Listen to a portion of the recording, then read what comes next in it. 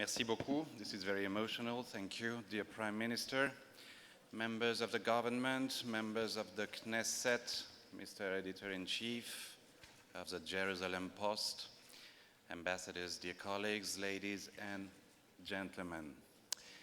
Yes, it is true. On Friday night, 9 terrorists carried out attacks against people, targeting a stadium, a concert hall, and several restaurants and bars downtown Paris. They killed over 130 people, French and foreigners, and injured 350. The attacks were coordinated. They were decided in Syria. They were planned in Belgium. At least half of the perpetrators were French. They used means unheard of in France. Some blew themselves up to maximize the casualties. Daesh claimed responsibility. President Hollande, my president, described these attacks as acts of war. Border controls were restored. A state of emergency was declared. 6 of the perpetrators have been identified. 2 survivors are on the run. But you may have heard that this morning an important police operation took place in the suburb of Paris, and it seems that there is a big fish here. We'll see in a couple of hours. You may have seen the flags everywhere. You may have seen pictures of buildings in Tel Aviv, in Jerusalem, and all over the world, lightened in bleu, blanc, rouge. Many statements of sympathy and gatherings of people all over the world. That was very emotional. In Israel, we have received uncountable messages of support. I would like to thank you, Prime Minister, for your decision to half-mast Israeli flags on Saturday, and thank you for your words that you immediately pronounced after the attacks. I would like to thank those who were with us on Saturday at Rabin Square. Shimon Peres, Vice Prime Minister Silvan Shalom, Head of the Opposition, Yitzhak Herzog, members of the Knesset, ambassadors, thousands of people who came to pay tribute to the victims and share with us liberté, égalité, fraternité. Similar demonstrations were organized here in Jerusalem, in other cities in Israel. Let me thank Mayor Nir Barkat for this. And critical moments like these, we measure the unwavering friendship that unites our 2 countries. And I would like to thank the Israeli people from the bottom of my heart. This is where we are today. The priority is to arrest the culprits, obviously, and those who helped and inspired them. It is also to prevent similar attacks in the future, and we know it will be difficult. Decisions have already been announced. Additional armed forces will be deployed. Our intelligence community will get new means, more judges, more prosecutors, and police forces will be hired. France does not stand alone. I am grateful to the members of the EU, which decided yesterday to provide support to my country in our decision to challenge Daesh, wherever it stands. I'm grateful to the United States, to the State of Israel, and to others, which will enhance their cooperation with us. In a few days, world leaders will meet in Paris to discuss climate change. They will prove to the terrorists that they support my country and that life is going on. France, like Israel, has a long history of being the target of terrorism.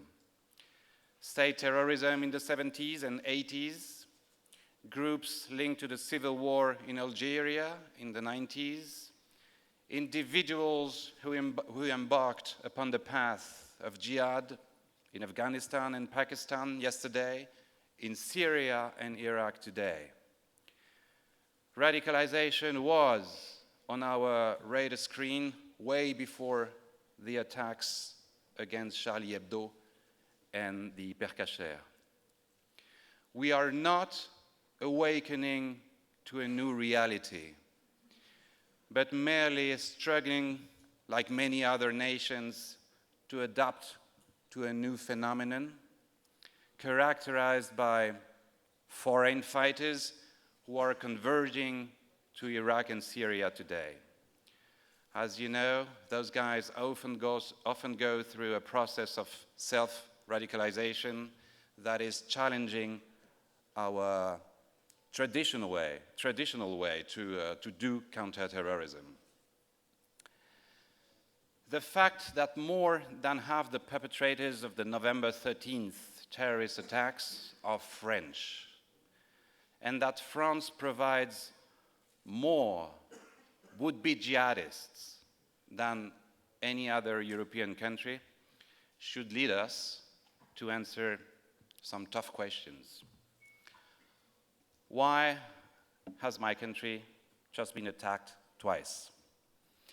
Why so many young French are fascinated by the prospect of go and kill in Syria, or get killed there, or kill as many people as they can once they are back home? Is our model of integration broken?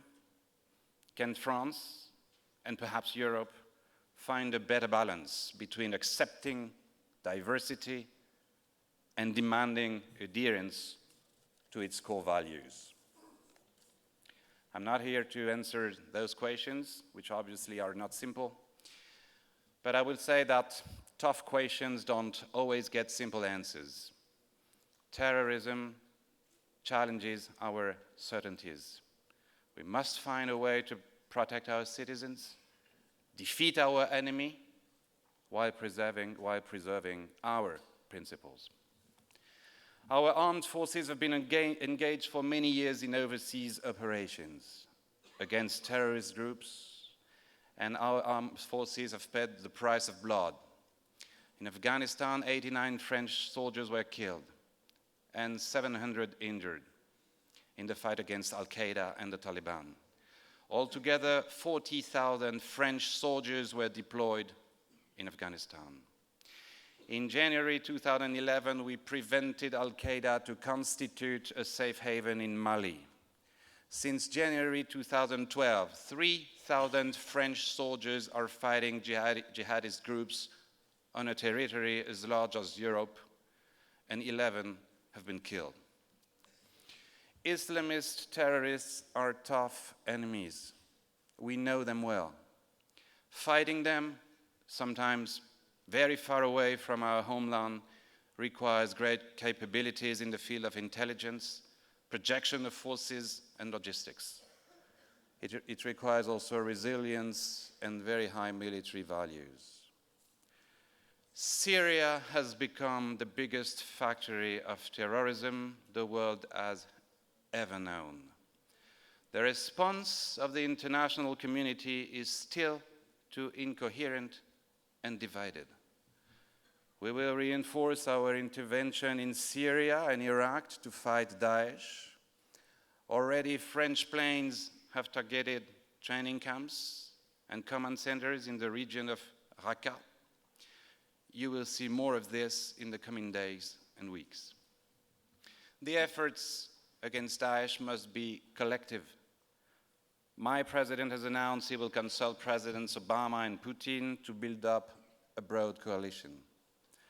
Our search for regional stabilization is also a driving line for our relations with moderate states in the region, in particular Jordan and Egypt, which are strong partners in our common fight against terrorism.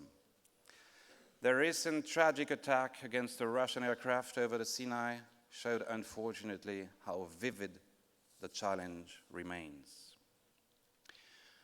While pursuing our military action, we must promote a political transition towards a united, independent, and non-sectarian Syria, preserving its territorial integrity. Fighting Daesh is our priority, but you can't ignore that this movement, as well as other radical movements, are fueled by the chaos created by Bashar al-Assad. Under such circumstances, Assad cannot represent the future of Syria. Beyond the moral argument, very few in Syria would accept such a scenario. I hear some people asking where France was when Israel was attacked. Let me be crystal clear on this. Terrorism is terrorism, not only when it affects us on such a horrendous scale, also, obviously, when it hits Israel. And let me take this opportunity to have a deep thought for all the victims of the last few weeks here in Israel, for their beloved ones, and for the injured. Yes, we have our difference. Yes, our two countries have their differences, in particular towards the Israeli-Palestinian conflict. The solidarity and empathy we feel towards the Israeli democracy when it is under attack by terror is absolutely sincere. We do not seek any justification for radical Islamic terror. It goes without saying. And we know that the Israeli-Palestinian conflict is not the source of everything that is wrong in neighboring countries. That also goes without saying. At the same time, we precisely need to prevent this national territorial conflict from turning into an existential religious clash, hijacked by Daesh and fueling all kinds of extremists. For this, we are convinced that parties must provide a political horizon, a hope for a solution. We are not at war against any civilization, and French people of Muslim faith were not and will not be our enemies. This is not being naive. It's about who we are. I strongly reject that kind of broad categorization of an entire population. In a democracy, there is only one relevant criterion. Are you ready to abide by our laws and our values? Individuals who propagate hate and violence, be it anti-Semitic violence or anti-French violence, will be dealt with a strong hand and by all available legal means. While respecting our core values, please rest assured that France will continue to fight terrorism inspired by radical Islam. It is a cruel and elusive enemy, but I'm certain that together we will prevail. Thank you.